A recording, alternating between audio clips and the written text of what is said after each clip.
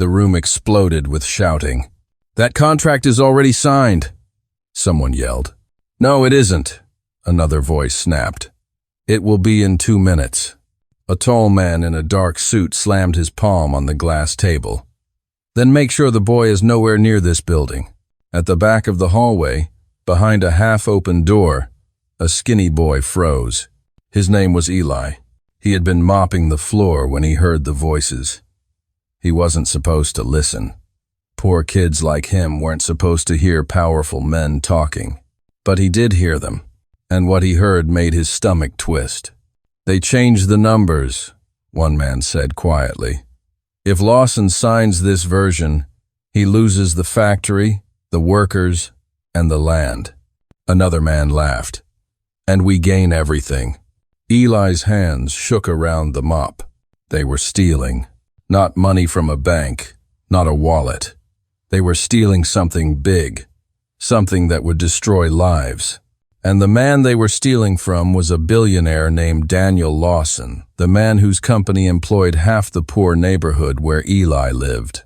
Eli backed away slowly. The floor creaked. Every voice inside the room stopped. "Did you hear that?" someone asked. Eli ran. He ran down the hallway, barefoot on cold marble, heart pounding like it wanted to escape his chest. He didn't know where he was going. He only knew one thing. He had to warn Mr. Lawson. He burst through a side door and almost crashed into a group of guards. "Hey!" One of them grabbed his arm. "What are you doing here?" "I need to see Mr. Lawson," Eli gasped. "They're changing the contract." The guards laughed. "Kid, do you know where you are?" one said. "This is a private signing. Go back to cleaning." "They're stealing from him," Eli shouted. They switched the papers. The guards looked at each other, amused. "Yeah, sure," one said, pushing him away. "And you're the president." Eli stumbled but didn't fall. "Please," he begged. "Please just let me talk to him." A tall man with silver hair appeared at the end of the hall. His suit was perfect. His eyes were cold. It was Daniel Lawson. "What is all this noise?" he asked. Eli ran toward him. "Sir," Eli cried, "they changed the contract. The one you're about to sign, it's fake." The hallway went silent. Lawson stared at him. Then he laughed. A short, sharp laugh. "You?" he said. "A cleaning boy is warning me about my own contract?" Eli's throat burned. "I heard them. They said you would lose everything." Lawson's smile faded into annoyance. "Get him out of here." 2 guards grabbed Ellie. "Sir, please." Eli struggled. "They said 2 minutes. You don't have time." Lawson turned away. And inside the signing room, the pen was being lifted. Eli screamed, "Stop him!" The doors closed. The pen touched paper. And Eli felt like he had just failed 1,000 people. That was how it began. But before that moment, before marble halls and expensive suits, Eli was just a boy with nothing. Eli lived behind an old closed cinema on the edge of the city. His home was a broken wooden box covered with plastic sheets. When it rained, the water came in anyway. He didn't know his father. His mother died when he was 9. After that, life became something he survived, not something he lived. He washed cars when he could. He carried groceries for strangers. When nobody needed him, he cleaned floors in office buildings at night for small coins. That was how he ended up in Lawson Tower. Nobody looked at him there. Rich people don't see poor boys. They see air. So Eli learned to be quiet. But quiet people hear everything. That day, he had been cleaning near the executive floor. He wasn't supposed to be there, but nobody noticed. Then he heard the voices. He didn't even understand everything they said. But he understood enough. They'll shut the factory. Workers won't get paid. He'll be blamed. They'll own it all. Eli knew what factories meant. His mother used to work in one. When it closed, she got sick. When she got sick, They had no money. When they had no money, she died. That was why Eli ran. That was why he screamed. That was why he refused to shut up. But nobody listened. Now he sat outside the building, on the cold steps, his knees pulled to his chest. The guards had thrown him out. "Don't come back," one of them said. "Crazy little liar." Eli stared at the glass doors. Inside, men in suits shook hands. He felt sick. He felt small. He felt useless. That night, the news came. Lawson Industries loses major property and contract dispute. Workers protested. Fathers lost jobs. Mothers cried. Children went hungry. And Eli knew. He knew it was because no one believed a poor boy. He went back to the building the next day. Not to beg, to fix what he failed to fix. The guards saw him and laughed. "Back again?" one said. "Did you come to save the world?" "I need to see Mr. Lawson," Eli said quietly. "Get lost." Eli didn't move. "I'll wait." He waited all day. People walked past him like he was invisible. By evening, Lawson came out surrounded by assistants. Eli stepped forward. "Sir," he said. Lawson stopped. "Not you again. You lost the factory," Eli said. "Just like they said." Lawson's eyes narrowed. "What do you want, boy?" "To tell you who did it." Lawson studied him. "You think I believe a child who cleans floors?" Eli swallowed. "You don't have to believe me. Just listen." For a long moment, Lawson said nothing. Then he sighed. 5 minutes. If you waste my time, you never come near me again." They sat in a small office. Eli told him everything. About the voices, the words, the timing, the names he heard. Lawson listened. Not kindly, not gently, but he listened. When Eli finished, Lawson leaned back. "That contract was handled by people I've trusted for 20 years, he said. "You expect me to believe they betrayed me because a boy with no address said so?" Eli's eyes burned. "I don't want anything from you. I just don't want people to suffer because nobody listens." Lawson stood. "You're either brave," he said, "or stupid." Then he walked out. Eli sat alone. He didn't know which one he was. 3 days later, men came looking for Eli. Not guards. Not police. Men in dark jackets with cold eyes. They found him behind the cinema. "Did you talk to Lawson?"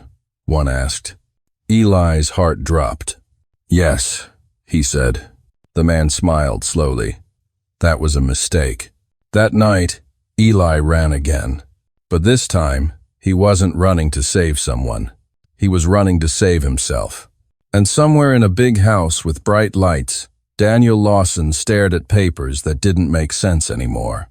Numbers were wrong. Signatures looked strange. Dates didn't match. And for the first time, he remembered the voice of a poor boy who said, "They changed the contract." The men did not run after Eli. That was what scared him most. They only watched.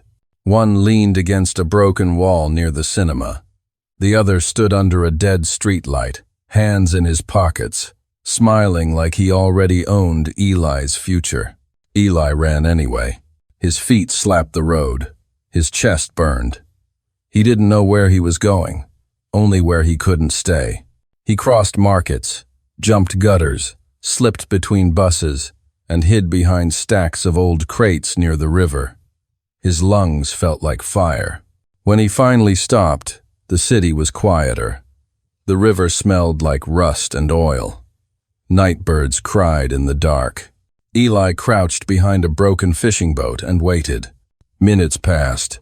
No footsteps. No voices. Still, he didn't sleep. In another part of the city, Daniel Lawson stared at 3 versions of the same contract. The numbers were close but not the same. Dates were shifted. Signatures were slightly different. Small changes. Deadly changes. He felt a cold anger crawl up his spine. He called his assistant. Bring me the originals from the safe, he said. They are the originals, sir. No, Lawson said quietly. They are what someone wants me to think are the originals. When the assistant left, Lawson remembered the boy's eyes. Not begging, not lying, burning. He called his security chief. Find the cleaning boy. Now, by morning, men were searching. But so were other men, the ones who didn't want Eli found. Eli woke to hands on his mouth, a cloth over his face. The world went black. When he opened his eyes again, his head throbbed. He was in a small room with no windows. A single bulb swung above him. His wrists were tied. One of the men from the cinema sat in front of him. You talk too much, the man said calmly. I told the truth, Eli whispered. The man leaned closer. Truth is expensive, and you gave it away for free. Eli swallowed. I don't want money. That, the man said, smiling, is your biggest problem. He stood and nodded to someone behind Eli. Pain exploded in Eli's back. Not sharp, heavy, like being crushed. He cried out. Next time, the man said, you won't wake up. In another building, Lawson's men found nothing. No boy, no record, no camera footage. Someone had erased him. Lawson slammed his desk. They took him, he said. Who? The same people who stole from me. Lawson stood slowly. They made a mistake, he said. They touched the only witness.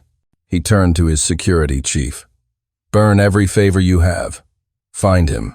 Back in the dark room, Eli lay shaking. He thought of his mother. He thought of the factory. He thought of all the people who lost everything because nobody listened. He whispered into the dark, I won't stop. The door opened again. The man returned. You still breathing? Eli lifted his head. You can hurt me, he said, voice shaking. But you can't change what you did. The man's smile vanished. He grabbed Eli by the shirt. No one will ever believe you now. Eli met his eyes. Someone already did. That night, gunshots shattered the air. The door burst open. Men shouted. Someone screamed. The man dropped Eli and ran. Moments later, a familiar voice filled the room. Eli. Lawson himself stood in the doorway, flanked by guards. Eli broke down. They cut his ropes. Lawson knelt in front of him. They hurt you because you told the truth. Eli whispered. They're scared. Lawson nodded. So am I, because now he knew. This was bigger than theft. This was war. Lawson moved Eli into his own house. Not a guest room, not a servant's room. His personal safe wing. You stay where I can see you, Lawson said. No one touches you again. Eli slept on a soft bed for the first time in years. But he didn't sleep well. Every sound felt like danger. Days passed. Lawson quietly investigated. Partners vanished. Phones went dead. Accounts shifted. Someone was cleaning up, covering tracks. Then one night, Eli overheard two guards whispering. They're meeting tomorrow. Who? The men who planned everything. Eli didn't hesitate. He went straight to Lawson. They're meeting tomorrow, he said. Lawson looked at him. Where did you hear that? I listen, Eli said. That's what I do. Lawson stared at him for a long time. Then he smiled grimly. Then tomorrow, we listen too. The meeting happened in an old warehouse near the docks. Lawson went with hidden cameras, hidden mics, and hidden rage. Eli stayed in the car, watching through a small screen. Inside, the men talked. They laughed. They bragged. They admitted everything. Names, bribes, lies. And when it was over, Lawson walked in himself. The room froze. You stole from me, Lawson said. You ruined lives. One man smirked. Prove it. Lawson raised a small device. Already did. Police poured in. Cameras flashed. Handcuffs clicked. One of the men screamed at Eli as he was dragged away. "You think you won?" Eli didn't answer. He just watched. Because this wasn't about winning. It was about truth finally breathing. The news exploded. Betrayal. Corruption. Billionaire expose inner circle. But the headline that mattered most was small. Poor boy's warning, saves company. Lawson stood beside Eli at a press conference. "I believed him when no one else did," Lawson said. "And because of that, thousands of families will still eat." Reporters asked Eli questions. He answered simply, "I just didn't want people to lose what my mother lost." That night, Lawson spoke quietly to him. "You saved me," he said. Eli shook his head. "You listened." Lawson smiled sadly. Most powerful people don't. Outside, cameras waited. But inside, something else was happening. Something dangerous. Because not everyone was caught. And someone still wanted Eli silent. The night air felt wrong. Too quiet. Eli stood at the window. He felt it before he saw it. Movement. Shadow. Glass breaking. He turned, and the world exploded again. The glass shattered above Eli's head. He dropped instantly, rolling across the floor as pieces rained down where he had been standing a second earlier. Alarms screamed. Lights flickered. Guards shouted. Lawson burst into the room. "Eli!" "I'm here," Eli yelled, crawling behind the couch. A dark shape moved near the broken window. A second shot cracked. The bullet slammed into the wall, inches from Lawson's head. Guards fired back. The shadow vanished. Silence fell, thick and shaking. Lawson's hands trembled as he grabbed Eli's shoulders. "They're not done," he said. "This isn't over." Eli nodded. He already knew. The next morning, the city woke to another headline. "Key witness survives assassination attempt." People argued on TV. Some called Eli a hero. Others called him a liar. Some said Lawson staged everything. But Eli didn't care what they said. He cared about staying alive. Lawson moved him again, deeper this time. Underground. A place not even most guards knew. "You won't see the sun for a while," Lawson said quietly. "But you'll live." Days passed underground. Eli listened. He learned. He watched news screens. He saw faces of men arrested. But he also saw faces he recognized. Faces from the shadows. Faces not in cuffs.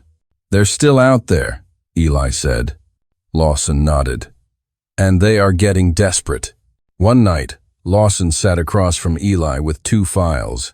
"One is real," he said. "One is fake." Eli studied them. He pointed to the fake. The ink was too clean. The paper too new. "They rushed this," Eli said. "They're scared." Lawson smiled slightly. "You see what others miss." The next day, Lawson leaked the fake file. The trap was set, and someone walked right into it. A senator, a judge, a banker, all trying to destroy evidence that was already fake. Police moved fast. This time, the arrests shook the country. Protests broke out. Rich names fell. People cried. People cheered. But behind it all, one man watched quietly. The man who ordered Eli dead. And now he wanted Lawson dead too. The attack came during daylight. Cars exploded. Glass shattered. People screamed. Lawson's convoy swerved, crashing into a barrier. Eli was thrown forward, head slamming into metal. Smoke filled the air. Gunfire erupted. Lawson pulled Eli from the car. "Run!" They ran through fire and chaos. A man appeared from nowhere. Gun raised. Eli screamed. Lawson pushed him aside. The bullet tore into Lawson's shoulder. He fell. Eli turned back. Blood poured through Lawson's suit. "Go," Lawson whispered. "No," Eli said, shaking. I won't run. He grabbed the fallen guard's gun. He had never held one before, but he raised it anyway. The man froze. Eli's hands shook. Leave. The man laughed. You won't shoot. Eli pulled the trigger. The bullet hit the wall. The man flinched, and that second was enough.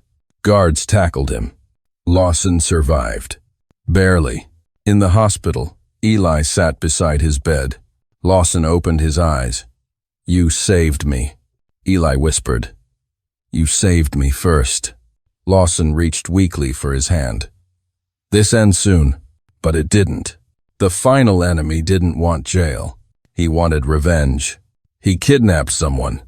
Not Ellie. Not Lawson. Someone weaker. Eli's mother. The woman who had lost everything and now worked cleaning offices at night. They sent a message. Choose. The boy or the woman. Ellie collapsed. Lawson's face went dark. They crossed the last line, he said. They found her tied in an old factory. Guards surrounded the place. The enemy stood inside with a gun. Send the boy in, he said. Alone. Lawson turned to Eli. No. Eli looked at him. He wants me, and he'll kill you. He might kill her first. Eli walked forward. Lawson grabbed him. I lost my son, he whispered. I won't lose you. Eli said quietly, I lost my father. I almost lost my mother. Let me save her. Inside the factory, the air smelled like rust. The man stood behind Eli's mother. Drop the gun, Eli said. The man smiled. You really think you matter? Eli stepped closer. You think money makes you God? The man laughed. It makes me untouchable. Police sirens wailed closer. The man panicked. He pulled the trigger. But Eli's mother screamed and pushed the gun aside. The bullet hit the ceiling. Guards burst in.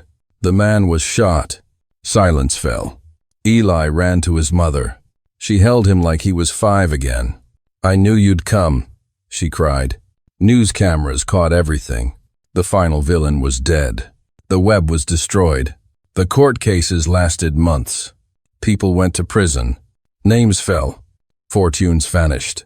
And Eli stood in front of a courtroom one last time. I didn't want power, he said. I just wanted truth. The judge looked at him softly. And because of you, thousands still have work. When it ended, Lawson stood beside Eli outside. What do you want now? Lawson asked.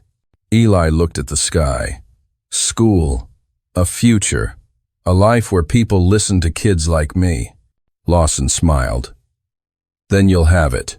Years later, people still told the story of a boy who cleaned floors, of a billionaire who listened, of men who fell because a poor boy saw what rich men missed. And whenever Eli walked into a room now, people stood, not because he was powerful, but because he told the truth when it was dangerous, and that made him stronger than money ever could. Eli didn't expect the quiet to feel so loud. After the trials ended and the headlines faded, the city moved on. New scandals replaced the old ones. New villains took the place of the fallen. But Eli still woke up some nights hearing glass shatter, hearing gunshots that no longer existed. Lawson noticed. You saved a country, he said one evening as they sat on the balcony overlooking the city lights. But you haven't saved yourself yet. Eli didn't answer. School came next. A real school. Clean halls. New books. Kids who stared at him like he was a legend, not a boy. Some wanted his story. Some wanted his fame. Some hated him for it. A boy once shoved him in the hallway. You think you're special because rich people like you? Eli wiped blood from his lip and said, No, I think I'm special because I didn't lie. The boy never touched him again. His mother got a new job, not cleaning anymore, but managing the very company that once treated her like nothing. She still packed Eli's lunch every morning like she always had. You don't forget who you are, she told him. No matter how high you go. Lawson watched them sometimes from a distance. He never said it, but Eli knew. They had both lost sons. They had both found one. Years passed. Eli grew taller, stronger, quieter. He spoke at schools, at shelters, at courtrooms. Truth doesn't care how much money you have, he told them. It only cares if you're brave enough to speak.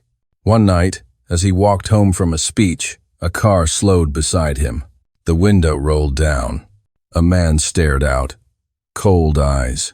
You ruined my family, the man said. Eli stopped. Your lies ruined them, Eli replied. The car sped off. Eli stood shaking, realizing something heavy. Enemies don't disappear. They wait. From that day on, Eli didn't just speak. He prepared. He learned law. He learned systems.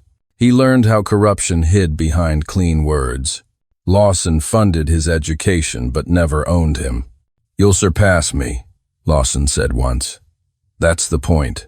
Years later, Eli stood in a courtroom again, not as a witness, but as a lawyer. Across from him sat a man like the ones he once fought. Rich, smiling, untouchable. The man whispered, You think you scare me, boy? Eli replied, calm and steady. No, I think your secrets do. And when the verdict came, the courtroom erupted. Another giant fell. Reporters swarmed. They asked, What drives you? Eli said, I was invisible once. Now I speak for the invisible. His mother watched from the crowd, tears in her eyes. Lawson stood beside her, hands folded like a proud father. Years later, kids would read his story in schools, not as a fairy tale, but as proof. That truth can come from poverty. That courage can come from fear. That one boy, with nothing but his eyes and his voice, changed the fate of powerful men. And somewhere in the city, when another poor child saw something wrong and felt scared to speak, they remembered his name. And they spoke anyway.